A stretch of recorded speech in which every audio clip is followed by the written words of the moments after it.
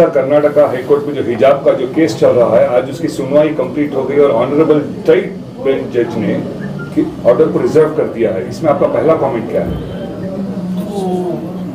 We have to respect the judiciary and we hope the judgment passed by the Honorable Court Chief Justice will be just and it will be accepted to all the community and all the people, and it will prevail the peace and tranquility among the students, especially in Karnataka.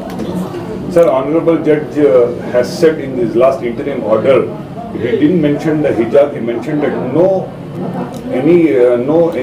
signs of religious attire has to be worn, no symbols has to be worn. अगर वो होता है तो हिजाब के साथ सिंदूर ban हो जाएगा, कंगन बैन हो जाएगा, तिलक बैन हो जाएगा, सिखों का टर्बन बैन हो जाएगा, क्या कहेंगे? The discussions in the Honorable High Court are not subject to comments. I think we have to, the discussions जो होते हैं वो उसके ऊपर comments करना, it will be very much premature and impractical. I don't think I am in a position to comment on those things, and it should be avoided. I hope the Honorable High Court and the Chief Justice is the head of the chair. He will give a just decision which will prevail the peace and tranquility in the state and curtail the communal violence which has been carried out and the disturbance which has been carried out throughout the state. मुझे उम्मीद है कि इस judgement से जो कर्नाटका के अंदर जो माहौल को बिगाड़ने की कोशिश हुकूमत की जानिब से की जा रही है उसके ऊपर एक रोक लगेगी और कर्नाटका जो अमन, भाईचारे, मोहब्बत, हिंदू मुस्लिम में एकता के लिए जाना जाता है, उसी मोहब्बत के साथ जो है हम लोग आगे भी बढ़ते रहेंगे। जब दिल्ली में जेएनयू का जो दंगा हुआ था तब उमर खालिद को, कन्हैया कुमार को सिर्फ इसलिए सेडिशन केस के अंदर कर दिया गया था कि उन्होंने दंगा करने की कोशिश की।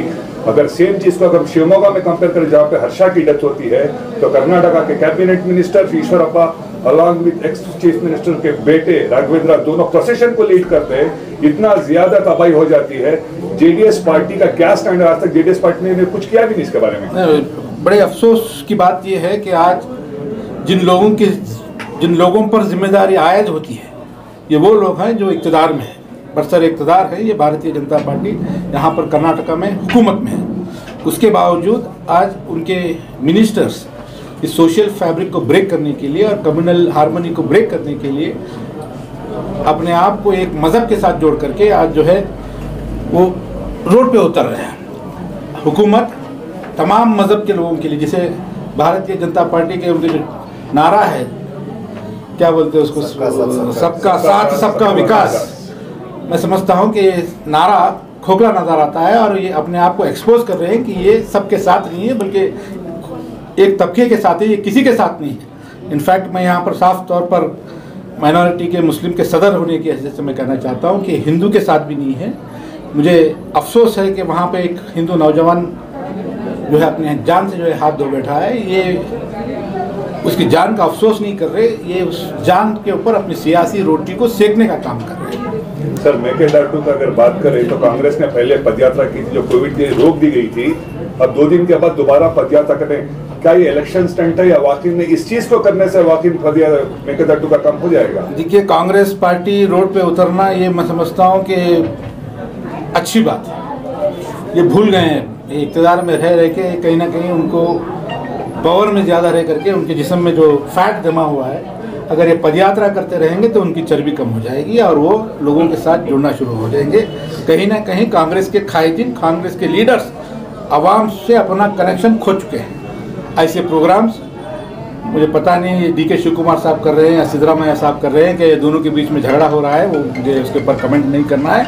मगर कांग्रेस पार्टी इस बात, ये हकीकत है कि कांग्रेस आवाम से जो कनेक्ट होना चाहिए पॉलिटिकल लीडर्स का, वो कनेक्ट खो चुके हैं। ऐसे प्रोग्राम्स करने से अब कुछ होने वाला नहीं है। आज कर्नाटका स्टेट के जो अवाम है, आज जनता दल सेक्युलर के साथ जुड़ रही है। यहाँ के अवाम के पल्स को जो समझने वाले लीडर हैं, यहाँ के अवाम की तकलीफ़ को समझने वाले जो लीडर हैं, यहाँ से जो कनेक्ट, जिनके साथ लीडरशिप का अगर किसी का कनेक्ट है तो वो हमारे का है, HD कुमार राणा का है। ये तमाम मज़हब के लोगों के साथ कनेक्ट है, तमाम किसानों के साथ उनका कनेक्ट है, तमाम बेरोजगारों के साथ कनेक्ट है, तमाम नौजवानों के साथ उनका कनेक्ट है। तो आज ये अयवाश है कांग्रेस पार्टी के अपने आप को इस तरह से प्रोजेक्ट करना चाहिए कि वो true representative of the farmers हैं, मगर फार्मर्स इश्यूज़ के लिए कोई कनेक्ट नहीं है। आज हिंदुस्तान में फार्मर्स के लिए अगर कोई पार्टी है, अगर कोई लीडर है, तो हमारी जनता दल सेकुलर है। रहमतुल्लाहि वबरकातुहू। पहली बात, मैं हमारे हरदिल अजीज़ अब्दुल्ला हकीम खान साहब उर्फ बाबू को मुबारकबाद देता हूँ कि हेब्बाल असेंबली क्षेत्र में यहाँ की पार्टी ऑफिस का जो इफ्तिताह किया है, यहाँ पे उनकी हौसला अफजाई के लिए हम तमाम लीडरान बेंगलोर शहर के, कर्नाटका के और हमारे साथ हमारे स्टेट के माइनॉरिटी प्रेसिडेंट जनाब नासिर हुसैन उस्ताद साहब और हमारे पार्टी के हाई कमांड और एक्स चीफ मिनिस्टर जनाब HD कुमारस्वामी साहब भी थोड़ी देर में आ रहे हैं इसका एक इनॉग्रेशन करने के लिए।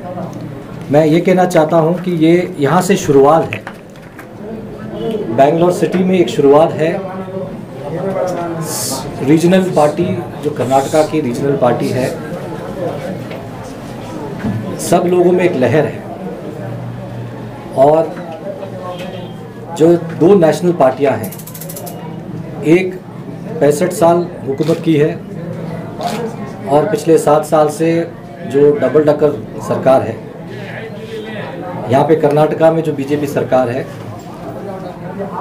दोनों नेशनल पार्टियों के अगेंस्ट में हमारी रीजनल पार्टी जो JDS सेक्युलर है, जनता दल सेक्युलर पार्टी है, जो मैदान में कर्नाटका के अंदर जो हमारा मिशन 123 है, मिशन 123 का जो मिशन है, उसका एक ब्यूगल यहाँ से बज रहा है। और वास्तु के हिसाब से देखा जाए तो हेब्बाल क्षेत्र जो है बेंगलोर सिटी में यहाँ से, क्योंकि ये ईस्ट और नॉर्थ के बीच में आता है ये, और वास्तु के हिसाब से भी ये बहुत अच्छा लोकेशन है जहाँ पे हमारी एक शुरुआत हो रही है। और इंशाल्लाह मैं उम्मीद करता हूँ कि कई सारे प्रोग्राम्स, जैसे हमारे बाबू साहब यहाँ पे हेब्बाल क्षेत्र के अंदर आवाम के लिए जो काम कर रहे हैं, आगे चल के लोगों को और जोड़ना, मेंबरशिप ड्राइव करना, पार्टी के लिए एक हिम्मत अफजाई का काम, और इंशाल्लाह हेब्बाल से और बेंगलोर में और कर्नाटका में हमारा जो मिशन है 123 का, इसकी कामयाबी होगी। सर, मिशन 123 की जो बस जो निकलेगी, इसका ड्राइवर कंडक्टर क्या CM इब्राहिम और रोशन बेग बनेंगी? देखिए, जो बस निकलेगी उसमें कई सारे पैसेंजर्स होंगे। जो हमारी बस तो खुली है, कोई भी आके बैठ सकता है, ज्वाइन कर सकता है हमारे, हम लोग सबको वेलकम करेंगे। बस के ड्राइवर या कंडक्टर तो नहीं, बट पैसेंजर्स का तो हम लोग इस्तेमाल करेंगे। Thank you.